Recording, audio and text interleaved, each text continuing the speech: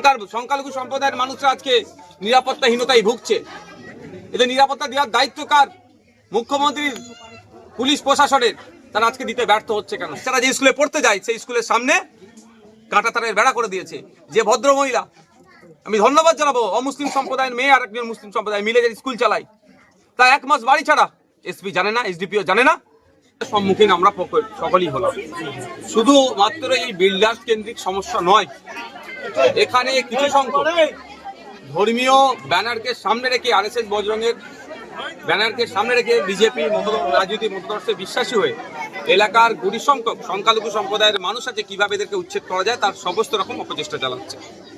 বিভিন্ন সময় এখানে একটি মসজিদ আছে, মসজিদের সামনে গিয়ে আক্রমণ চালিয়েছে।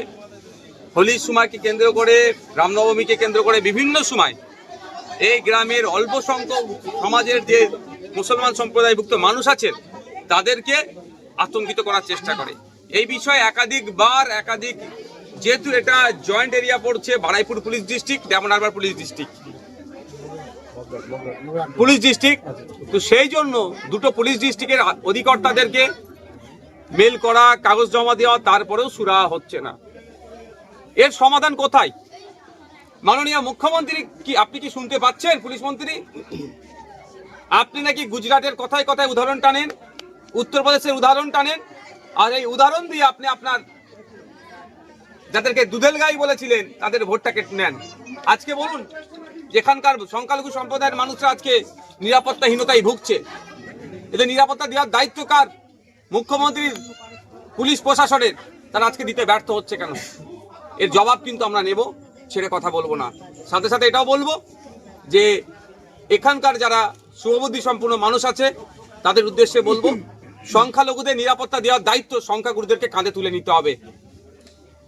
সংখ্যাগুরুরা সেই সমাজের মধ্যে থেকে যদি 2-4টে মানুষ সমাজ বিরোধী কাজ করে, আপনারা সেটাকে তাকিয়ে দেখবেন না বা উপভোগ করবেন না। অনুরোধ করছে এটাই, আপনাদেরকে দায়িত্ব তুলে নিতে হবে।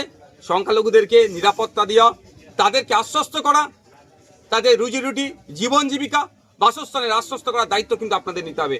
অন্যথায় কি হবে জানেন তো?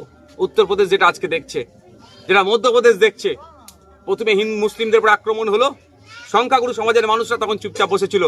তারপরে আক্রমণ হচ্ছে কি দলিতদের উপরে, আদিবাসীদের উপরে, ইভেন উচ্চবর্ণের যারা ওই অসভ্য, জ্যোতিবাবুর ভাষায় অসভ্য বর্বর দল করে, তাদের লোকেদের নেতাদের দ্বারায় উচ্চবর্ণের বাড়ির মহিলারাও কিন্তু আজকে সুরক্ষিত থাকছে না। সুতরাং পাপ যেটা হচ্ছে, এই পাপকে যদি শুরুতেই যদি না নির্মূল করা যায়, এই পাপের কিন্তু অভিশাপ অনেক দূর পর্যন্ত টানবে। আমরা চাই না পশ্চিমবাংলার মাটিতে ওই ধরনের কোনো অপকর্ম ঘটুক। এই বারুইপুরে আমরা বারবার দেখেছি কখনো পুলিশের নিষ্কর্ম, আমরা দেখেছি জেলখানায় কখনো পিটিও হত্যা, তারপরে পুলিশের থানায় পিটিও হত্যা, এবং এখানটাতে এই যে লাগাতার 3 মাস ধরে এটা ইনসিডেন্ট ঘটে যাচ্ছে, সেখানে পুলিশের নিষ্ক্রিয়তার অভিযোগ বারবার উঠছে, পরিবার অভিযোগ করছে, কি বলবেন? সেটাই তো অবাক হচ্ছি, হোম সেক্রেটারি পর্যন্ত নাকি এরা চিঠি করেছে, এর উপরে প্রাণঘাতী হামলা চালাতে পারে, এই মর্মে নাকি মিটিংও হয়েছে, মানুষের ওই যারা উপস্থিতিতে মিটিংও হয়েছে। এই বিষয় নিয়ে চিঠি করার পরেও আজকে এই ঘটনা ঘটলো কেন? আমি আপনাদের বলি, এই ধরনের ঘটনা আরো বেশি ঘটতে সহযোগিতা করবে তৃণমূল কংগ্রেস। কারণ এই ধরনের ঘটনা ঘটলে মুসলিম সম্প্রদায়ের মানুষজনরা ভয় পাবে না। মুসলিম সম্প্রদায়ের মানুষজন ভয় না পেলে তৃণমূলের কোল থেকে নেমে যাবে। তৃণমূলের কোল থেকে নেমে গেলে তৃণমূল বিজেপির যে বাইনারি আছে সেটা ধ্বংস হয়ে যাবে, বিজেপি পশ্চিমবাংলায় দুর্বল হবে। সুতরাং একটা বড় এখানে পরিকল্পনা চলছে, বকলমে বিজেপিকে এই কাজগুলো করতে তৃণমূল সহযোগিতা করছে।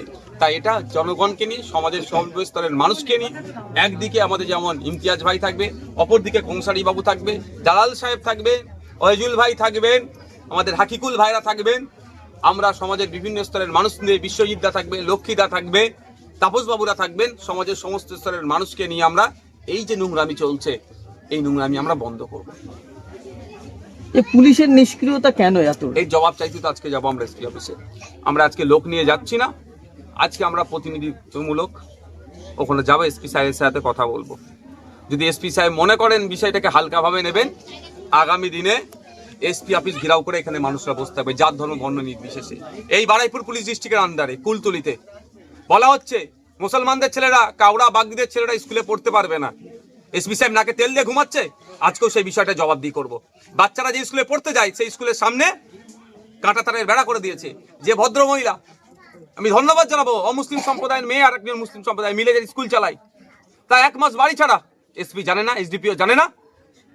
এর জবাবদিহি করতে যাব, এর জবাব দিতে হবে, কারণ জনগণের ট্যাক্সের টাকা ওদের মাইনে চলছে। যদি ওই পদের অ্যাবেল না হয়, ওই পদ ছেড়ে দিক, অন্যজনকে সুযোগ দিক।